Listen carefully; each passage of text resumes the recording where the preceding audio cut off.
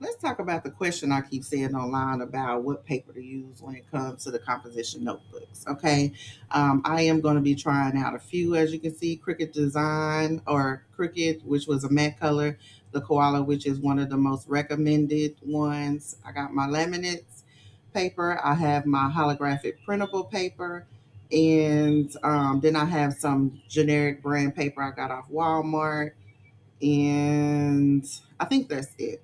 So one thing I did want to state when it comes to this, because I know that people are painting um, the composition notebook label to, make it more transparent and seamless when you put a background on. But honestly, you don't need to do that for every single one. Prime example in the video right now. This is full coverage. This is the koala paper, but it's full coverage because it is a darker picture. Just like right here, this is still the same paper koala, but it's because it's a lighter picture, then you kind of have the label shining through. So that's one thing. It's not necessary about the paper you use, it's about the image. Is it a dark image? Is it a light image? Um, the next thing too is where are you positioning your composition label on your own paper? Because if you position it in a spot that's not near the label on the composition notebook, then you likely wouldn't have a problem either. So this particular paper here, for all the ones that like the holographic and want to laminate, you can do that method of using two papers, or you can just simply get this printable holographic paper. As you can see, it is a very thick paper and it is full coverage. So I think this would be number one. This would be the only paper that you can do a light background or a dark background, and you're not going to have to worry about that label shining through. Um, so that's another thing as far as that paper is concerned. And I'll have all the links to the papers in the description. So for this one, this is a Walmart brand. The only thing about the Walmart brand, I feel like what was it, about $5 or $6 only for 10 sheets is not a good deal in my opinion.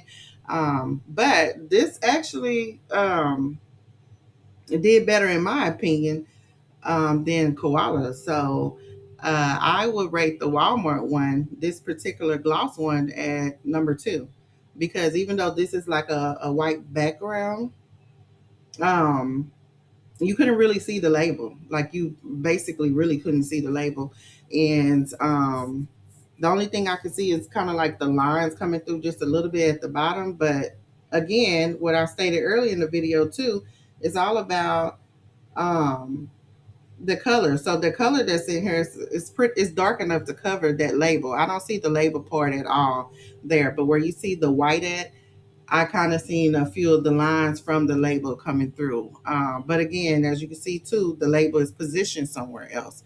So it's not always about the paper and the coverage. It's about your image, color, and where you putting your own composition book at. And if that composition book the one you're putting is white, because if it's dark, then you shouldn't have no problems and need to paint every single one of your composition books.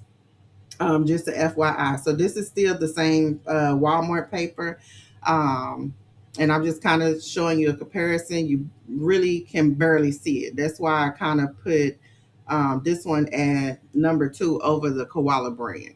Just a FYI. So this next one was surprisingly, so I don't know. Koala, it's between Koala and this one for spot number three. Not gonna lie. The only thing is I didn't know this was matte, but this is the Cricut sticker paper. It is matte, but it is very thick and has great coverage. Okay. Now this is my notebook. So some of these are mine, some of these are my daughter's. They're not what I'm gonna take with me to sell. Um, so the little white line on there, I wasn't worried about it, but this one right here, you just almost absolutely couldn't see anything, even with the white right there. This paper was very thick and not really transparent at all. Now I ended up kind of messing up my book because I did put a laminate on it, and as you can see, I should have not used hearts because I could barely see the image now.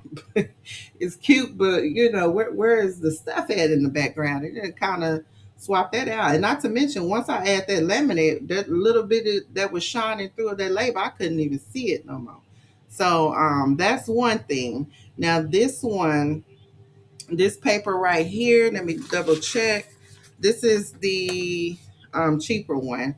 And so this is going to be number 5 because I think I did 5. So this for sure is at the bottom. This is just a cheap matte brand I got off of Amazon. And as expected, it didn't do well. It was just shining on through with all of them.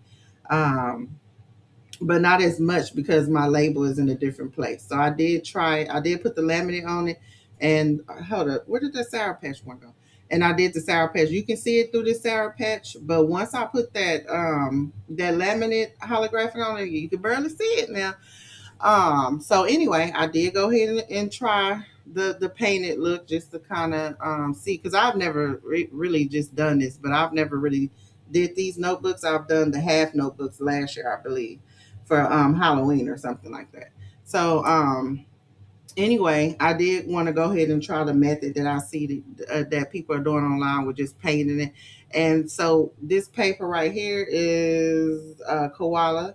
So I think I just did koala and I did the Walmart brand. So as expected, it does cover it where the black label doesn't come through. So you know, I guess it did what was expected. That's what I'm gonna say. But the purpose of this video is definitely just to help out all the girlies that are asking what paper to use, and just let you know that it's not all about the paper, more so than it is about the color of your image and where you're positioning your composition label at. So ranking, it'll be the holographic paper first. It'll be the wall, and this is the ranking is for coverage. The Walmart paper, koala and the Cricut matte. I don't know. I want to give it to matte, and I want to put koala fourth, and then the cheap off-brand at number 5. Yeah, I think that's what I want to do. But anyway, thank you so much for clicking on the video. I hope this helps you out. And I'll make sure to like, share, subscribe, follow, and I'll catch you in the next one. All right, bye.